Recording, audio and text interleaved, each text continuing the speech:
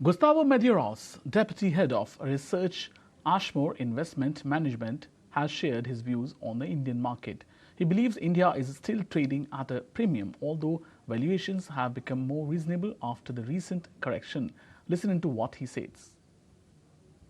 The world loves India. The most exciting structural story in emerging markets. There has been for many years, but particularly over the last 10 years, since economic policies have been much more pro-market. Even though we like India structurally, over the last 12 months or so, we kept a tactical lighter exposure. In many equity portfolios, we're actually underweight India for the first time in a few years over the last 12 months. We've used this correction that we've seen to start adding exposure again to India. India still trades at a premium to emerging markets, but is a much smaller premium than it was before the correction about 3-4 months ago.